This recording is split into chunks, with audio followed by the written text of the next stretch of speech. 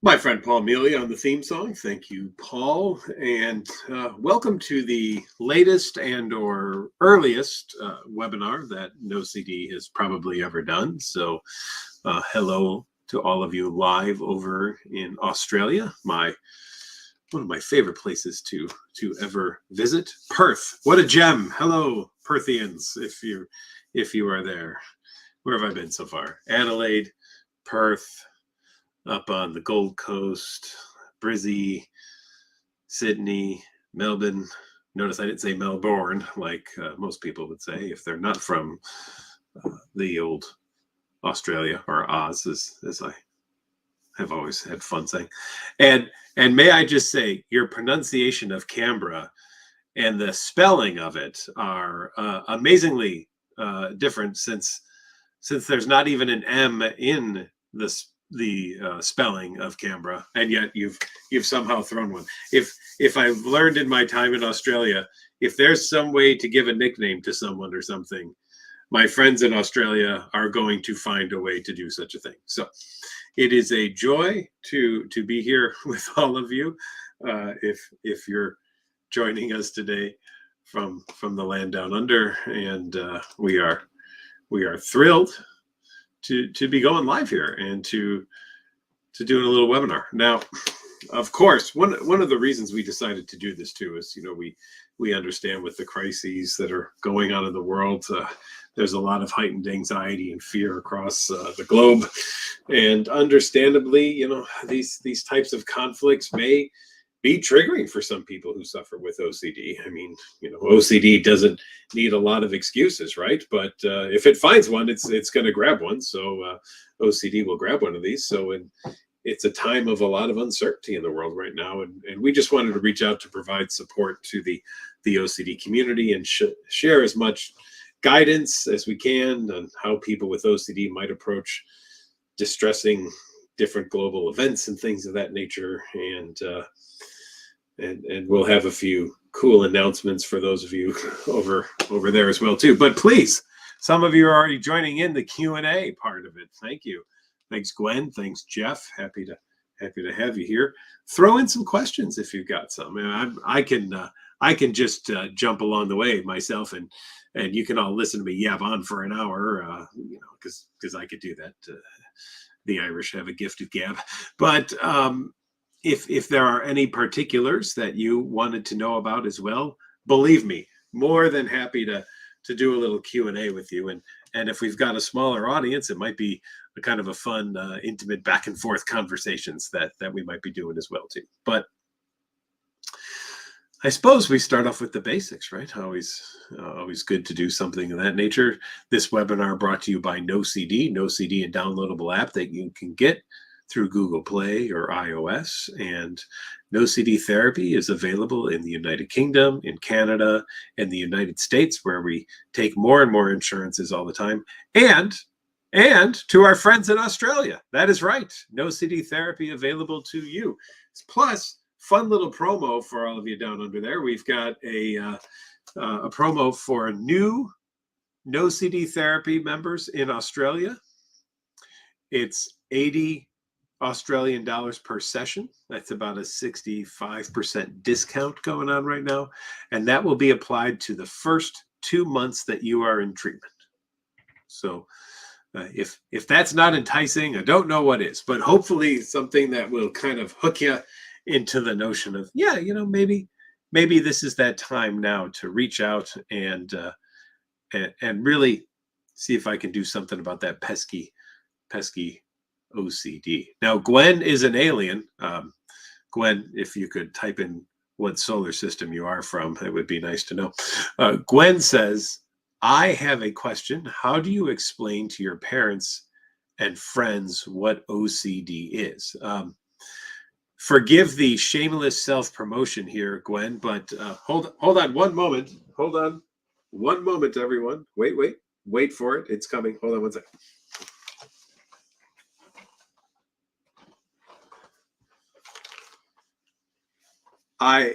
Gwen, might have written a book about the very thing you're talking about called the OCD Answer Book. Yes, look at that handsome guy right there in the back. But it is a Q&A book about OCD. And if you want a way to explain OCD to people, I know people have literally just bought that book and handed it to their family and said, here, read this. And that should start covering it. I basically polled everybody that I knew and said, what would you want to know about OCD? And everyone I knew just wrote me tons and tons of questions, and I answered them in 1 or 2 paragraphs to give a quick kind of just basics to the point. This is what OCD is. This is how it works. And then people, after reading that, really had a good understanding of what it was that was going on, so that then they could get into some of the deeper conversations about what it is. Now, I think one of the things that you need to really probably consider is that when you're discussing OCD, it doesn't end with just what OCD is, right?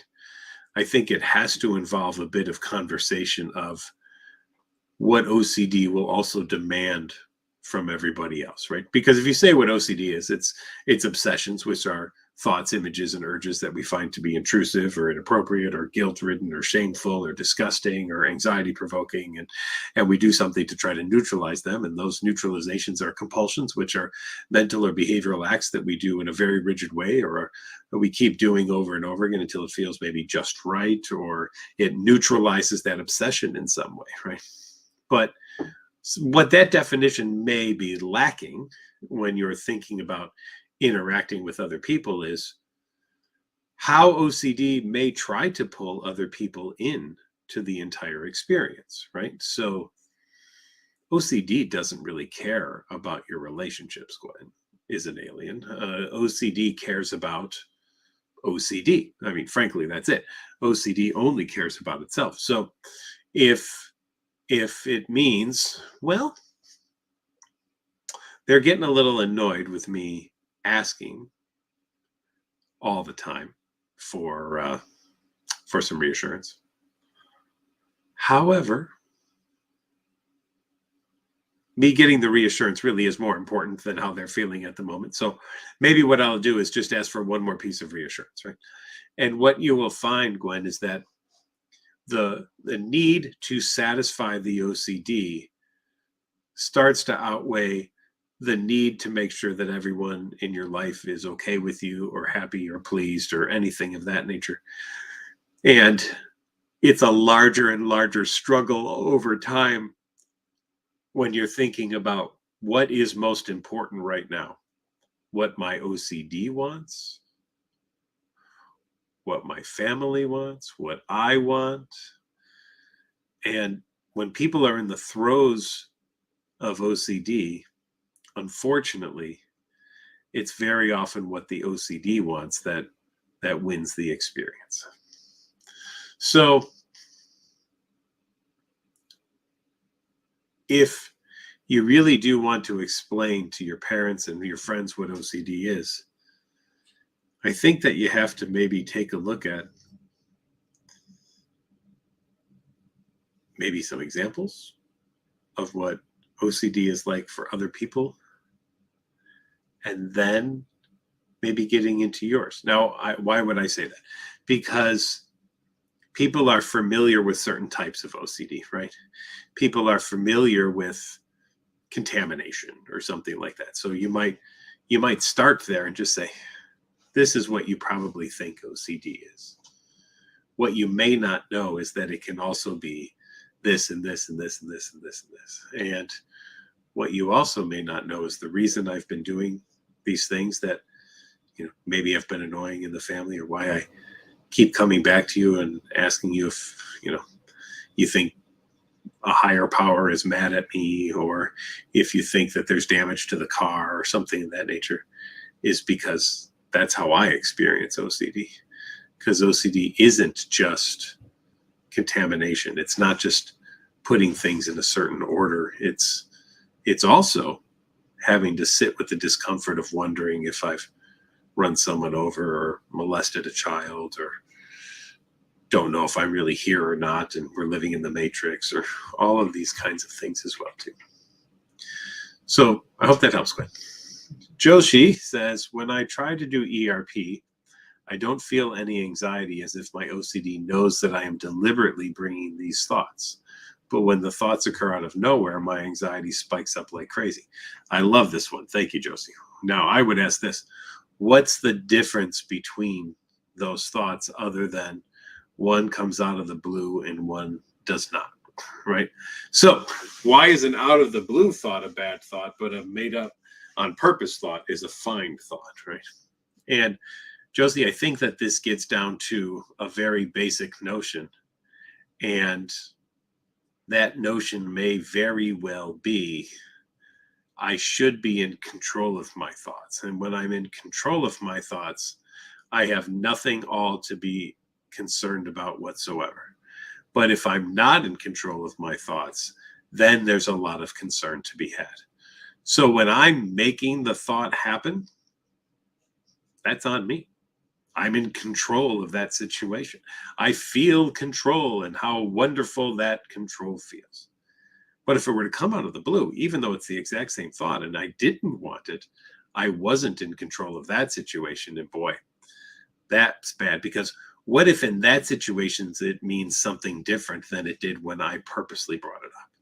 What if in that situation it meant that I really wanted to do it? You know, if I just sit here and think about pushing somebody into a train, well, I made myself think that, so it's not a big deal. But if it randomly pops in my head, what if it does one day while I'm near a train and then I go push someone into a train? Wouldn't that be awful? Wouldn't that be horrible? What kind of person would I be if that was the case? So I'm going to bet, Josie, that you're afraid of not being in control of the things that are in your head. Now, let me let all of you in on a little bit of a secret here. None of us are in total control of anything that pops into our head. I will promise you this. My head is full of things that I am not in control of. I've been treating OCD for 22 years. I can't do much of anything anymore in my life without weird thoughts popping into my head, because everybody I've treated has shared their thoughts with me. And now I associate their thoughts with the things that they did. And if I'm ever doing similar things like walking through a mall or driving by a cemetery or something like that, I now have those thoughts in relation to those things as well, too.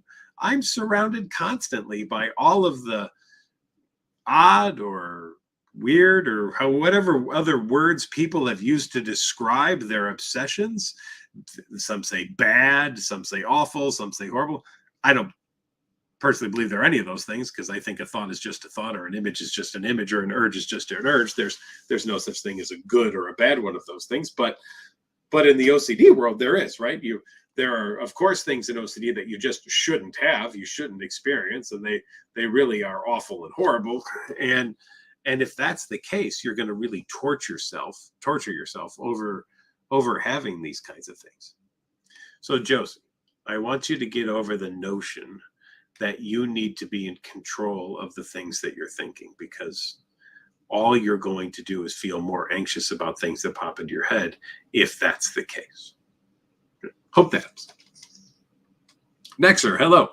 I do not know my thoughts are irrational, and this need for certainty is a trap. Oh, you do know. I'm sorry. I misread.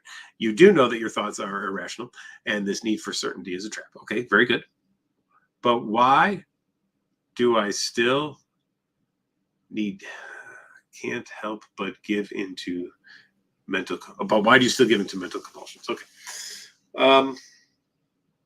Sometimes it becomes a habit, right? Sometimes you're just so used to it. So Nexler, one of the things that I would suggest is to create a loop tape for yourself of the things that trap you, right? The things that get you caught into doing mental compulsions. And I would record whatever those triggers are for the things that lead to your mental compulsions. And in doing these recordings, I would just, do 2 or 3 minute recording of it, and just then listen to it over and over and over and over again, and keep on listening to it over and over so much that you get to a point that you wouldn't even be able to keep up with doing the mental compulsions on this thing, even if you tried. That's what I think that you should do, right? Because only then are you going to realize, well, I just spent an entire day thinking that thought or having that image or that urge in my head. And guess what? I didn't do enough compulsions to neutralize it the way that I would normally do it. And let's see what happens.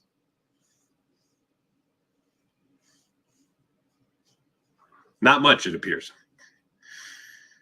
Doesn't seem like really anything bad happened.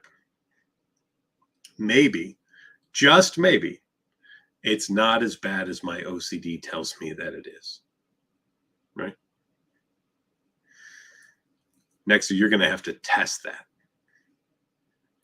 That's going to be really important. You have to test that and allow yourself to learn that that's actually true, that that's truly real. But you're not going to believe it until you test it. Gwen's back again. Gwen says, that was a great explanation. Thank you. And I'll be sure to check out the book. Well, thanks. Thanks, Gwen. I hope you like it. Parth. Hi there. Parth says, I am suffering from OCD with continuing splitting. If I not split, I thought something will unexpected happen. Any suggestions? Parth, if you wouldn't mind, please just kind of writing back and tell me, splitting, what are you splitting? That's what I'd like to know. If splitting is a compulsion, I would like to know what you're splitting. Unless you meant spitting, and if you don't spit, then you think something unexpected will happen. But I don't want to answer that until I know if it was a misspelling of spitting and you put splitting, or if splitting is an actual compulsion. So if you would let me know that would. Spitting. Okay, very good. Thank you. Thank you, Parth. That makes more sense now. All right. So you're suffering from OCD with continuing spitting, and you think if you don't spit, something will unexpectedly happen. Any suggestions? Well, the only way to test it is to not spit, right?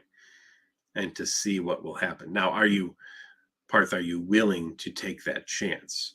Are you willing to actually go and see what happens when you don't spit?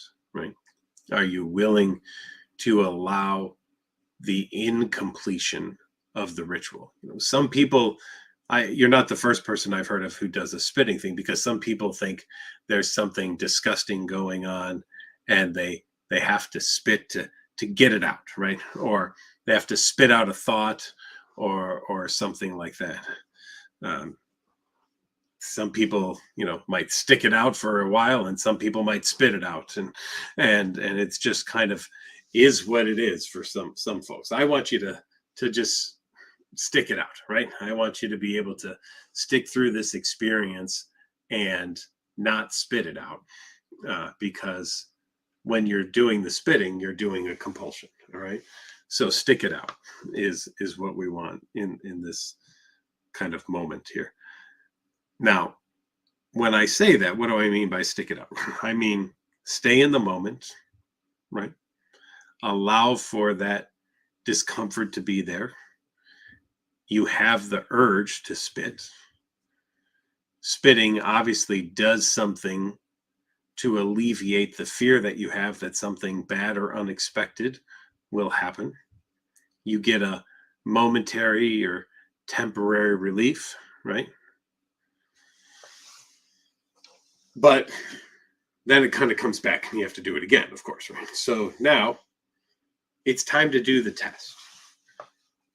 And are you willing to do a test? First, that might be the most important question for your part. How motivated are you to do the test?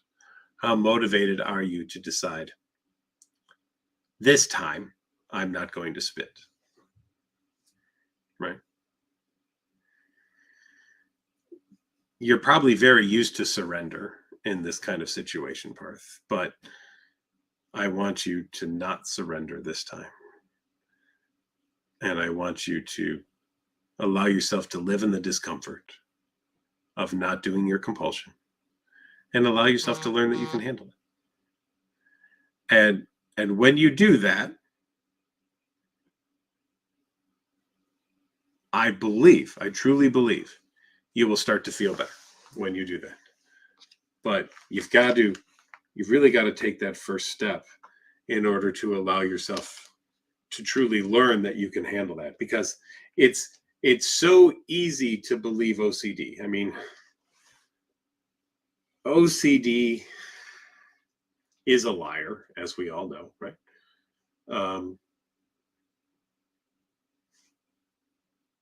It's a choice. Do you listen to the liar, or do you decide, you've lied to me enough, I don't want to follow your rules or regulations anymore, and I'm going to move on from you? Okay, that's what it's time to do. I hope that helps. Trust in your own instincts, not in what OCD wants you to do. Okay. If you trust OCD, you don't get far. Jake says, are there any positive aspects of OCD? Have you by chance found any particular occupations in which people with just right OCD excel? I have not. I've had people who are convinced that their just right OCD has helped them, and yet they're coming into therapy because their jobs are threatened, their families leaving them, and things are not going well. And the last thing that they want to give up is their OCD. They want to blame everything else for the reasons why things aren't going well. And yet here's all these other people who are successful at the job, who are doing it in a non-OCD way. And it's the person with the just right OCD who's having all the struggles, but who is blaming everyone or everything else for the difficulties that they're going through. So, Jake, I really, no one that I know and that I've treated has come up to me and said, yeah, I'm really, tell you what, I'm really, really pleased to have had this OCD. It has really, made my life better. Now, I have had people say, I have OCD. It's been a struggle, but what I've learned from going through the struggle is that I'm a stronger person than I'd ever given myself credit for, right? I've had people say that to me, and that's great. Good on you, But even then they say, I still wish I didn't have it. But having had it, I've learned how to live life in a way that I think is going to lead me to be successful, even though this is there.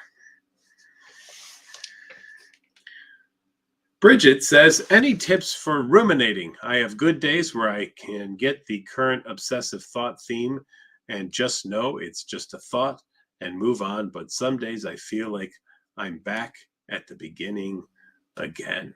Well, Bridget, I would love kind of a dissection of what happens on the day that you kind of give into it and start going down the rabbit hole of rumination versus what happens on a day where it's just OCD, where you're able to be like, oh, that again, pshaw, whatever. What do you do differently on those 2 days? That's what I want to know, Bridget. And I would like a good functional analysis of those 2 different days, right? I would love a good analysis of, on days where things pop into my head and they don't bother me, here's how I act. But on days that things pop in my head and they do bother me, here's how I act on those days. Now, could it also be other things that were going on? I woke up really tired, and here's what I notice. When I wake up really tired and I don't have a very good sleep, I'm more likely to go down the OCD rabbit hole than the dismissal rabbit hole that I really want to try to shoot the bucket, that kind of thing. So if that's the case, well, now what do I need to know? My overcoming my OCD might start the night before with knowing I need to be in bed by midnight in order to get a certain number of hours of sleep, because I know if I don't get a certain number of hours of sleep, the next morning I'm X times more likely to have a bad morning OCD wise than I am if I have a good night's sleep, right?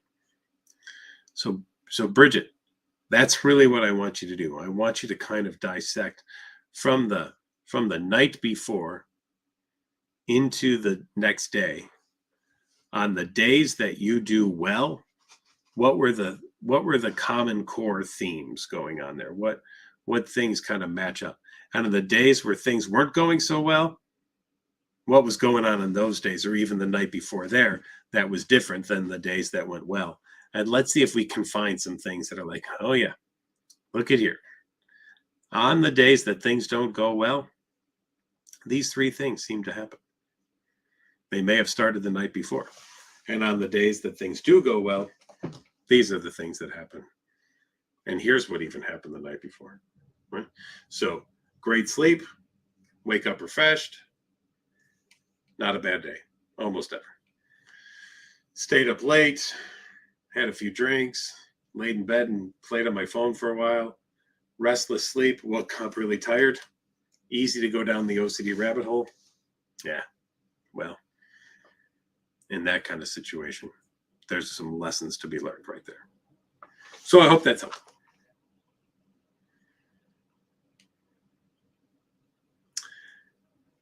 Malwina says, how to deal with the current situation in Europe. Well, boy, let me first of all say I'm no political expert, so I can't truly understand what's going on or why it's even going on.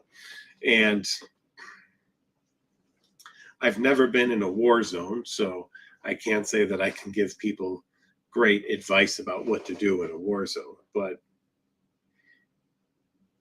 here would be my thoughts. I remember the day that 9/11 happened here in the US. And people were stressed, right? They really were. But here's what I learned about people in the OCD community. They were also really resilient in the fact that, yep, there's a stressor out there, and now everybody is stressed. And what does that show? Everybody is now acting the way I act all the time. Everybody is kind of seeing what life has been like to be me. And I saw the same thing happen with COVID. Yep, people are really stressed out there. And now people are kind of understanding what it's like to live in my world. Because I've spent a lot of time being afraid of these types of things as well, too. And now they are as well. So I think it's, let's face it, how sad and unfortunate to know that there are people out there suffering, and our hearts and our thoughts go out to them. But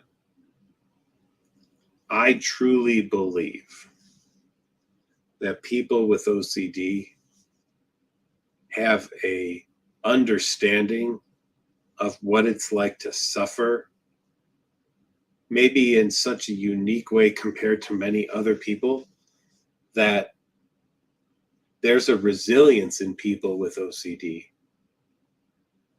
that they're going to use, because if they've been fighting against their OCD, which has been enemy number one of their life, then they've already got under their belt an amazing ability to challenge things that are difficult, right?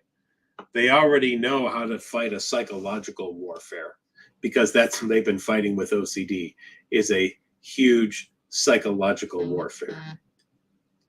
So now, what do we hope people with OCD will do in this kind of situation? I hope you continue to challenge your OCD and not let your OCD look at this stressor and say, oh, there's maybe a war going on. Maybe I could take advantage of this because, I do love a good stressor, and I love to use a good stressor as an excuse to sneak in and make you do more compulsions. So first of all, keep doing the work that you're doing on the thing that you've been doing it on, because you don't want to let this be a catalyst for your OCD to say, hey, this could affect you. Maybe we should just do some more compulsions. Okay. And number two, I think whatever any of us could do to support friends or family who might be going through a tough situation, we do that because we've learned in the OCD community how to handle tough situations by challenging OCD. And those skills could maybe be good and transferable to other people who maybe have never had to do something like that before. And you help other people become resilient in the same way that you've learned to become resilient against your own OCD. I hope that helps. I want to welcome all of you again to the NoCD webinar. NoCD is a downloadable app you can get through Google Play or iOS. Please check us out. We are available in the United Kingdom, the United States, Canada, and Australia for teletherapy. And we've got a little Australia promo going on right now. For new NoCD therapy members in Australia, it's $80 Australia per session, and that is applied to the first 2 months of treatment.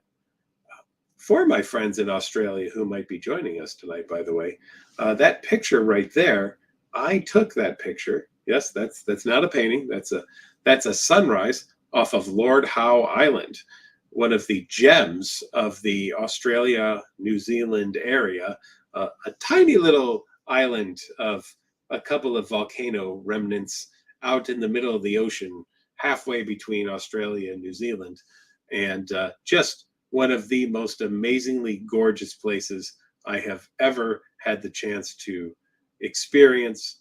And if you've never been to Lord Howe Island, you have to go, but they only allow 300 people on the island at a time, so you really got to figure out your trip wisely. There's a great mountain there, Mount Geyer, that you can climb.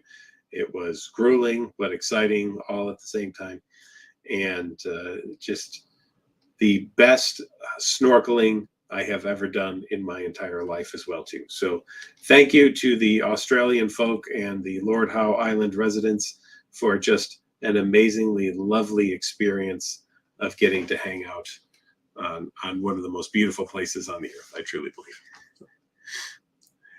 Josh, he says, thank you for everything you said. It's exactly what I'm experiencing. However, how should I approach doing ERP with this?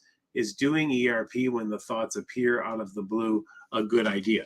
That is the best idea of when to do ERP, Joshi.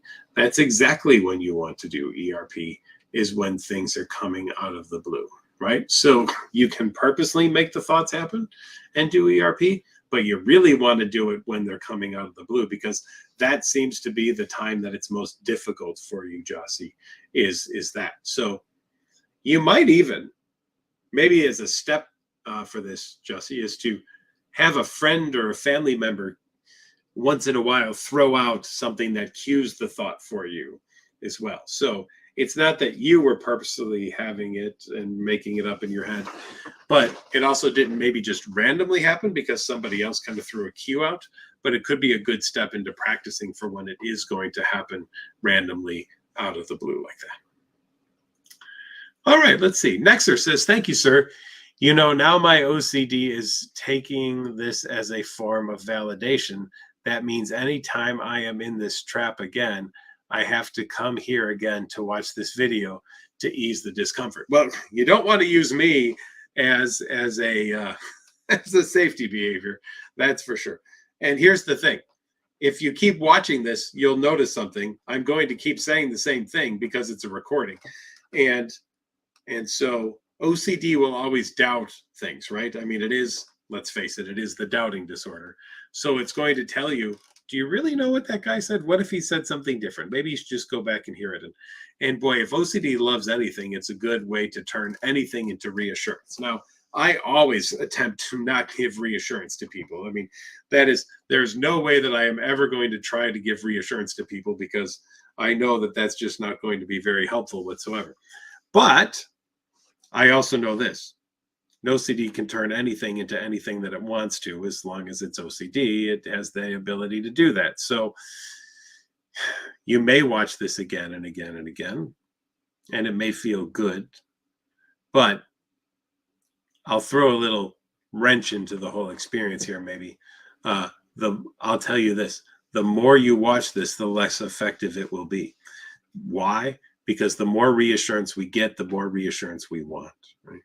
So over time, this is actually going to work less for you as you watch it than it will the first time. Sometimes when you take certain drugs, I've been told the first time you take them is the best, and then the rest of your life you're chasing the buzz and trying to get to that experience again. And sometimes in reassurance, you can get a very similar kind of thing where the first time you get it, how good it feels, and you keep wanting to get it again and again, but it just never quite matches up to that. So next, I want you to recognize this video will do that for you as well. Sylvia says, tips for dealing with someone saying something that confirms or agrees with your obsession. I have a very difficult time with this, especially if it's someone whose opinion I trust. Sylvia, I was working with someone once who was very afraid. She had sexual orientation OCD. She's married, had children, and just kept saying, but what if one day I wake up and I'm a lesbian, right? That was her thing. And she went on Reddit, which I still have to figure out what the hell that is, but someday maybe I'll get on. So she goes on Reddit, and somebody has posed a similar kind of question. Hundreds of people are like, it's OCD, it's OCD. And then there was one troll person on there going, nope, it means you're a lesbian. And she called me in tears and said, Dr. McGrath, they said maybe I really am a lesbian. And I was like, okay, well, hold on a second.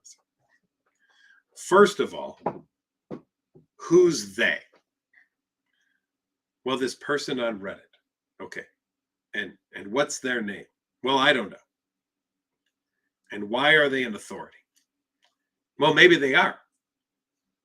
So now we're going through all these qualifications. They said something, and I don't know who the hell they is, on Reddit. They didn't give their name. There's just kind of a scream name. And yet, what is OCD going to do? OCD is going to see that one comment from that one person and say, oh, wait a minute. What if that's the right one? What if that's the one that's telling the truth?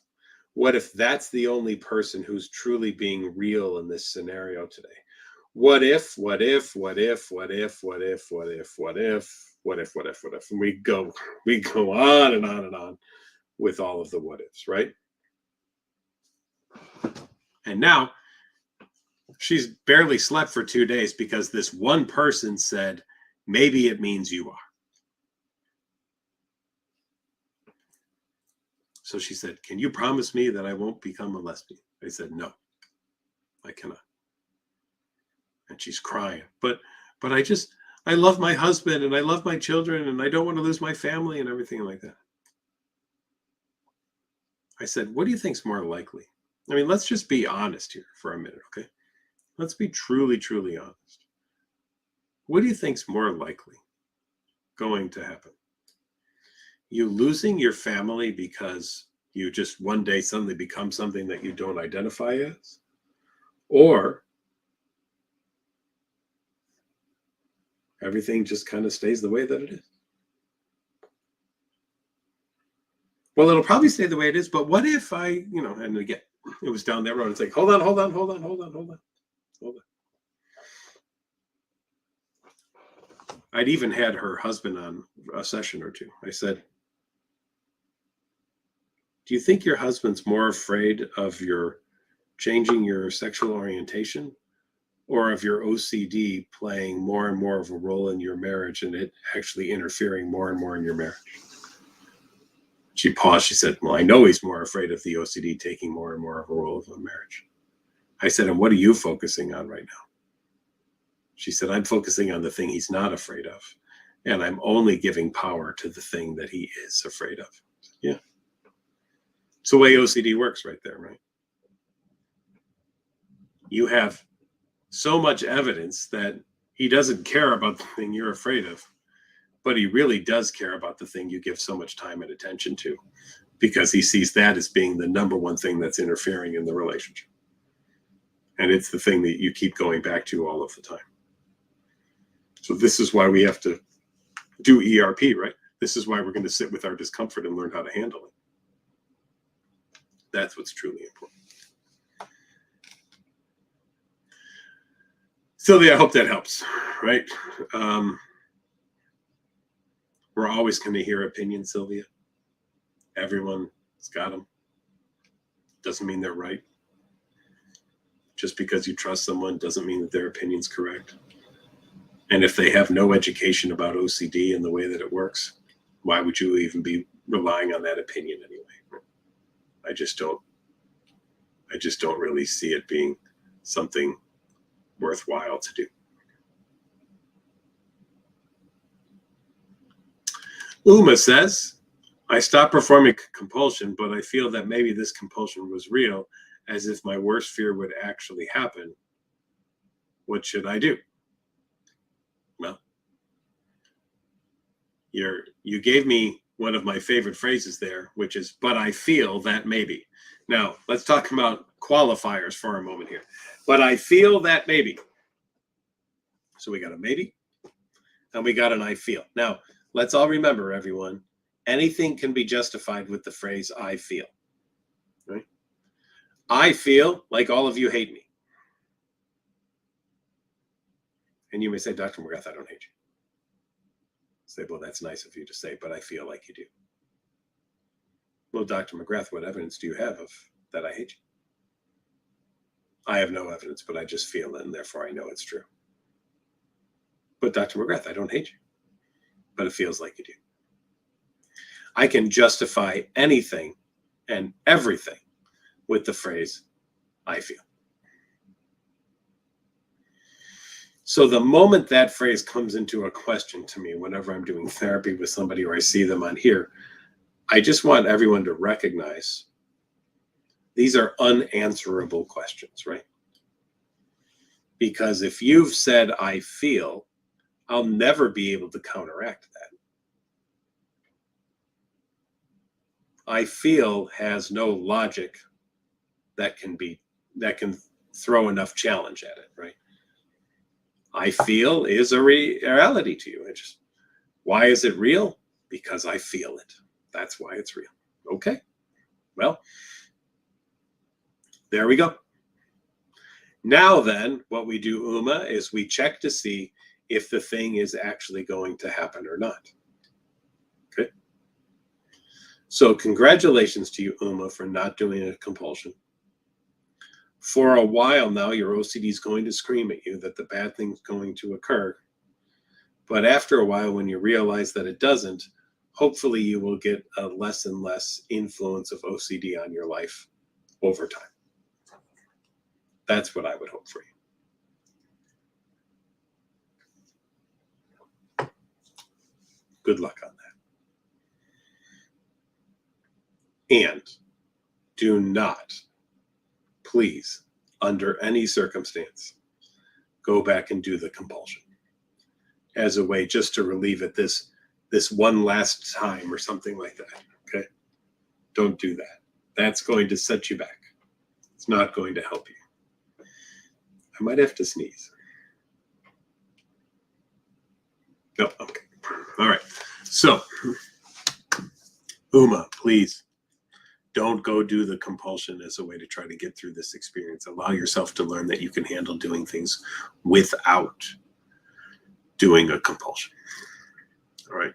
That's what you need to do. And I know it feels really, really strong right now. It feels probably really, really bad right now. But remember, OCD is a liar.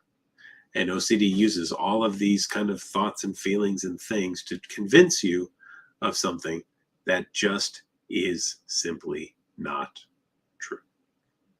Okay? It's just not true. But it feels so real. And there it is again, of course. Right. And remember, OCD has to feel real. If OCD didn't feel real, I wouldn't have a job. Dr. McGrath, I'm very afraid of this thing, but it doesn't really feel real, so it's really not a big deal. Okay. Well, nice to meet you. Have a great day. Thanks for coming in. All right. Very good. Thank you, Dr. McGrath. What a great session this was. Yeah. Right. I've never had a session that's done that, right? It's always awful, horrible, worst case scenario kinds of things. That's the stuff that people bring in. That's the stuff that people are afraid of. And they're also afraid of things that feel real, even when they're not. Corey says, sometimes I don't know how something was, so I do it again so that I know how it was. Otherwise, I'm in severe distress. Advice? Like, what foot was out in front or what finger touched something? Advice is this, Corey. Why does it matter? Other than for OCD purposes, that's a given. We understand that. But otherwise, Corey, why does it matter? I just scratched my head there, Corey. I don't know which finger touched my head first. I'm not going to go back and check. So, Corey, according to you,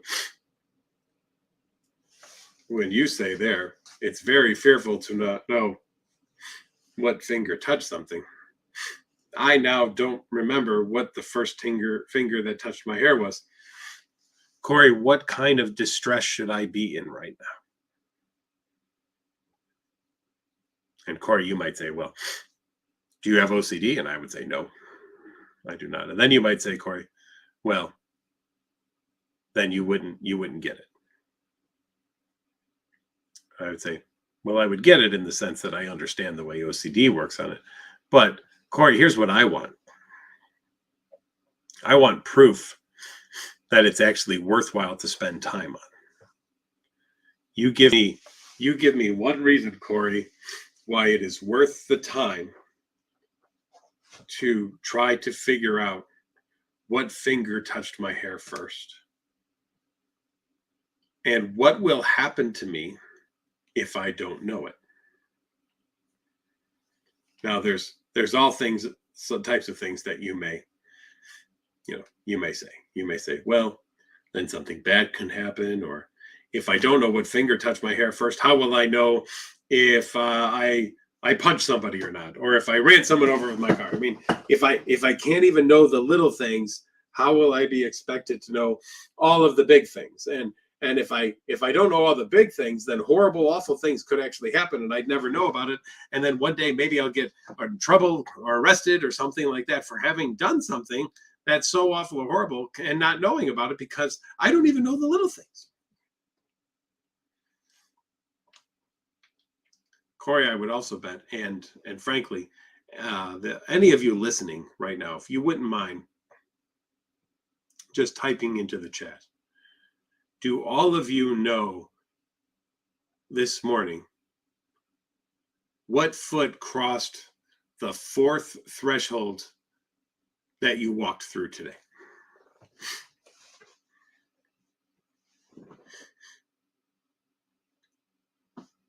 I have no idea. I'd have to even think of what the fourth threshold was, first of all, and then I'd have to go back and think where it was walking. And I guarantee you, it would be a 100% guess for me as to what foot crossed the first threshold, or the fourth threshold that I went through today. So, Corey, if I don't know that and no one else on this webinar tonight knows that, then Corey, what kind of trouble are we in? What distress will we experience?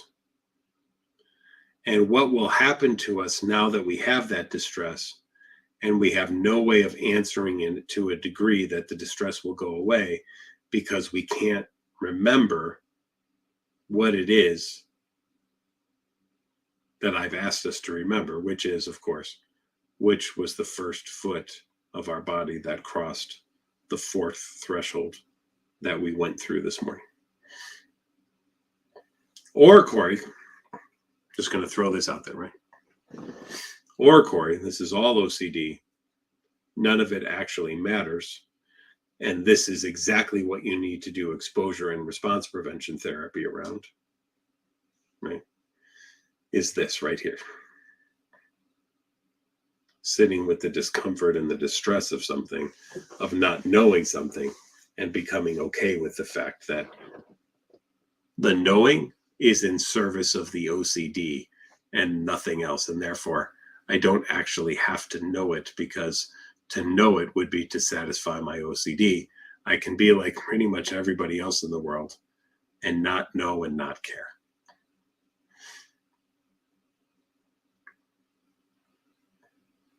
Jane asked for techniques with dealing with health OCD, please. Well, Jane, I would say no more tests over something you've already gotten a test for.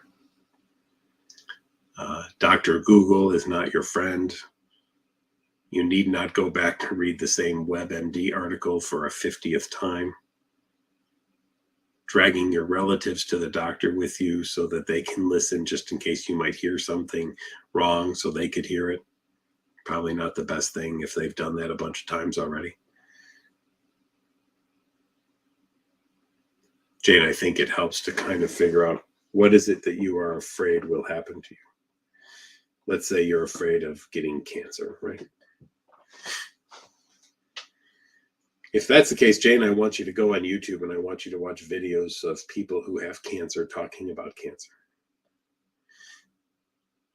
And I want you to listen to them. And it may very much cause you distress or discomfort. You may get tearful. You may feel sorry for them. You may feel sorry for yourself about what it would be like if you were to get it as well, too. But I want you to keep doing that until it doesn't bother you anymore. Now, you never have to like cancer. You never have to be excited about cancer. Cancer sucks. My wife has cancer. I get it. However, what you do need to do is to be able to live in a world where there is cancer and not be so freaked out about it that it interferes with anything and everything you do, because you don't want to go out and see a billboard that has an ad for a cancer foundation on it, or you don't want to listen to the radio because you hear about a new cancer drug that's come out, or you don't want to watch television because pretty much any show now you watch, somebody's going to have cancer at some point in time in the show. So you just want to live in this isolated life where you're away from cancer forever.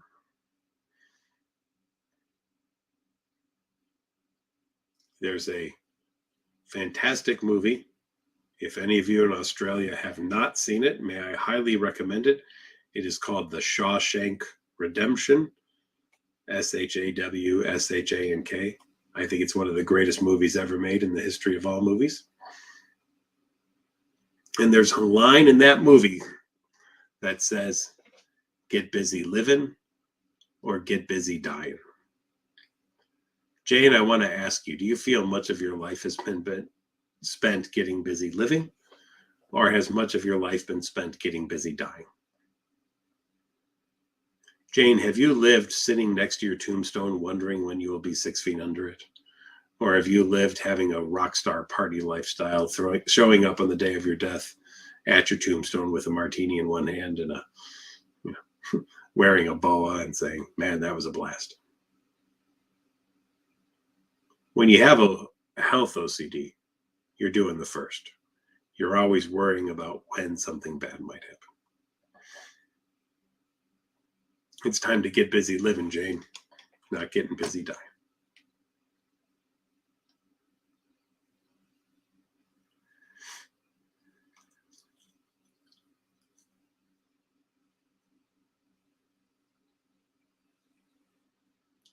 Let's see. Uma says that if you don't perform the compulsion, someone will take your memories and personality. I know it sounds like delirium, but this thought doesn't leave me. Well, the only way to deal with that then, Uma, is to test it out, right? Let's see. I once worked with somebody who was afraid if he was in the hallway and he bumped into somebody who had special needs, they would switch brains with each other. That was his obsession. He had nothing personally against anybody with special needs. In fact, he had helped raise money in various organizations for that.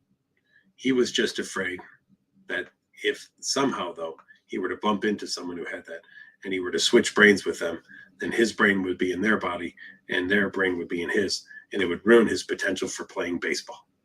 That was his ultimate fear. I wouldn't be a good baseball player anymore. Nothing's off the table, Uma, in OCD.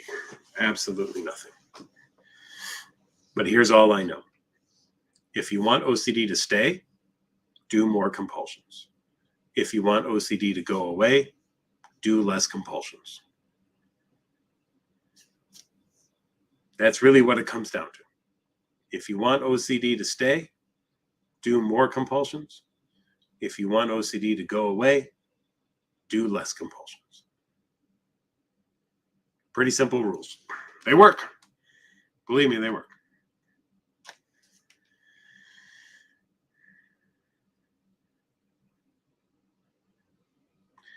Josh said, I had thought OCD and it had taken my life away from me in 2021, but now after treatment and tackling distressing events head on, I live in a foreign country again and overcame your fear of flying. Just some words of encouragement for all. Thank you, Josh. That is totally awesome. It is possible to have recovery. You got that right. Josh, thanks for sharing that with me. I'm chuckling because Fit Floor says, it's 1 a.m. your time. You go night-night. I will in about 3 minutes there, Fit Floors. I will in about 3 minutes. But it's been a pleasure to be with all of you live on the other side of the world today. So I very, very much appreciate you being here with me and giving me some time and bringing these questions to me. It's absolutely wonderful. Nexer says, am I being delusional when I don't give in to my compulsions and something bad happens anyways, and my OCD then goes on to tell me that this bad thing happened because I didn't do the compulsion? You know, every once in a while things happen, whether we do a compulsion or not, right? There's people with OCD who have done compulsions who have had bad things happen, and there's people with OCD who haven't done compulsions that have had bad things happen. There's also people without OCD who have bad things happen as well. Nexer, would you tell people without OCD to get OCD and do compulsions, and that will prevent anything bad from happening? Because here's what OCD wants you to believe, Nexer, that as long as you do compulsions, nothing bad will ever happen. Well, Nexer, if that's the case, then my job should be the opposite. My job should be to give everybody OCD so that I can teach them to do compulsions so that nothing bad will ever happen. Now, Nexer, imagine a world where everybody had OCD. Society would collapse within a month. People would not go to turn on the electricity anywhere because they'd be afraid, what if there's a power surge and it would harm people? People would not filter the water anymore because they would think, what if I didn't filter it enough and there's poison in it? I can't send the water out. I'd be responsible for the death of people. Nobody would be able to drive, Nexer, because everybody would be afraid that they'd be running people over with their car, and every pothole would be something they would just drive around the block over and over again. Nobody would produce food because they'd be afraid, well, what if there's salmonella in it and somebody were to get sick from it, and then I would be sued, and that would be awful horrible. Within a month, there would be no water, there'd be no electricity, there would be no food, and all of us would be dead.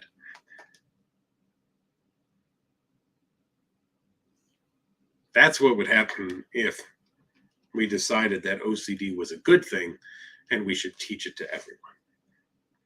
But here's the thing. We know that OCD is not a good thing, and it is not helpful whatsoever.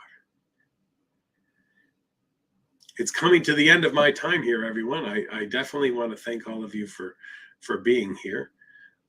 Once again, doing a little promo in Australia here for NoCD. NoCD, a downloadable app you can get through Google Play or iOS.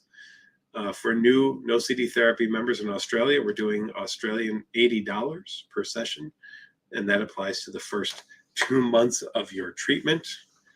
I do want to thank all of you for joining me tonight. It has been a pleasure, as always, and hopefully you get to watch some of the recorded versions of this as well, too, that I do every Wednesday evening. But it'd be fun to come back and do some of these live ones again, so I think I'll do this. I'm a late night person anyway. I don't really mind being up late. I'll take you all out with my buddy Paul Melia. Have a good night, everyone.